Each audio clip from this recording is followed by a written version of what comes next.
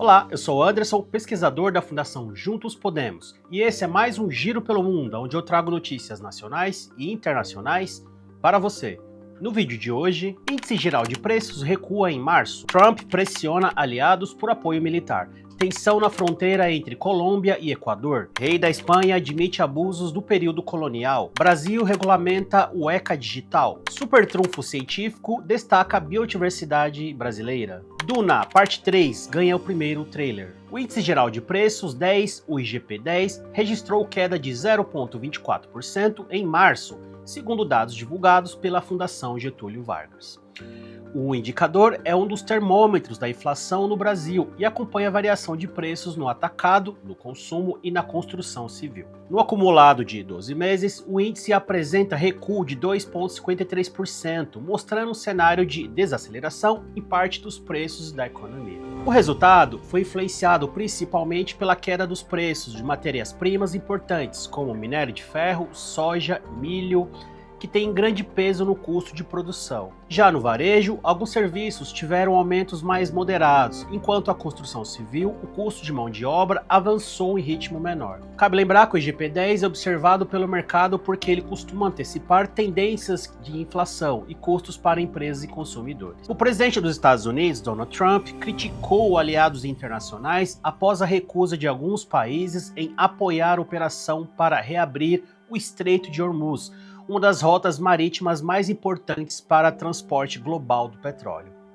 O pedido ocorreu em meio à escalada de conflitos envolvendo Estados Unidos, Israel e Irã, com o estreito parcialmente bloqueado após ataque e retaliações militares na região. Trump afirmou também que esperava maior apoio de países que também dependem do fluxo de energia da região e destacou que cerca de 1/5 do petróleo mundial passa pelo estreito. Mesmo com a pressão diplomática, diversos aliados indicaram que não pretendem enviar apoio militar imediato, enquanto os confrontos entre Irã e Israel continuam com troca de ataques e impactos sobre o mercado internacional de energia. Autoridades da Colômbia e do Equador iniciaram uma investigação conjunta para esclarecer se houve violação territorial após a operação de segurança na região de fronteira entre os dois países. A apuração ocorre depois de explosões em laboratórios de cocaína próximos à divisa que deixaram ao menos 14 mortos, segundo informações do Ministério de Defesa colombiano.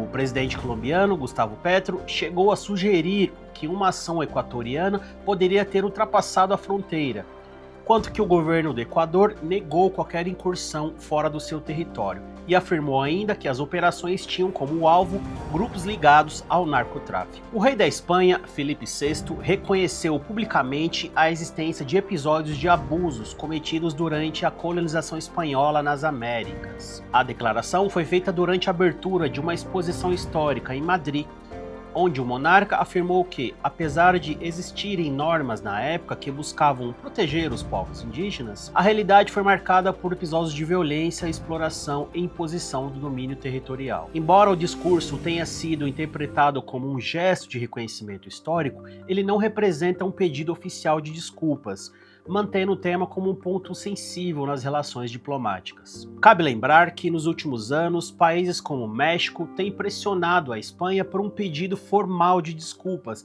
pelos impactos da colonização. O governo federal regulamentou o chamado ECA digital, um conjunto de regras que amplia a proteção de crianças e adolescentes no ambiente online. A medida atualiza o Estatuto da Criança e do Adolescente para o contexto das redes sociais, jogos eletrônicos, plataformas digitais, estabelecendo novas obrigações para empresas de tecnologia que operam no país. Entre as principais mudanças estão a exigência de mecanismos de verificação de idade, ferramenta de controle parental e maior responsabilidade das plataformas na remoção de conteúdos inadequados. A legislação também prevê medidas para proteger dados pessoais e evitar a exposição a riscos como violência digital, exploração, reforçando a ideia de que direitos previstos no ECA também devem ser garantidos no ambiente virtual.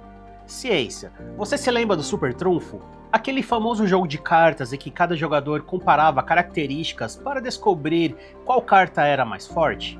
Então, agora imagine essa mesma ideia sendo usada para ensinar ciência e mostrar a riqueza da biodiversidade brasileira. Um jogo de cartas inspirado no clássico Super Trunfo está chamando atenção por transformar frutas típicas da Amazônia em protagonistas em uma disputa baseada em ciência. Desenvolvido por pesquisadores da USP, o Super Frutas apresenta espécies como açaí, cupuaçu e bacuri em cartas e comparam nutrientes, valor energético e importância econômica. A proposta é transformar a biodiversidade em conhecimento de forma interativa. O material foi aplicado em atividades educativas com estudantes do Pará e ajudam a mostrar como a bioeconomia amazônica pode ser explorada de forma sustentável, além de aproximar ciência, alimentação e educação em uma linguagem acessível. O aguardado filme Duna Parte 3 ganhou seu primeiro trailer, marcando o retorno de Timothée Chalamet e Zendaya aos papéis principais da franquia de ficção científica, dirigido por Denis Villeneuve. O novo capítulo da saga continua a história de Paul Atreides, agora lidando com as consequências do seu poder político e religioso após os eventos do segundo filme. O longa deve adaptar o livro Messias de Duna, de Frank Herbert, e apresenta um salto temporal significativo na narrativa, mostrando um protagonista mais maduro, um cenário de disputas políticas e conflitos. O elenco também traz outros nomes de peso, como Florence, Anya Taylor-Joy e Robert Pattinson, ampliando o peso da produção, que tem estreia prevista para dezembro deste ano. Bom pessoal, essas foram as principais notícias internacionais do Giro pelo Mundo dessa semana.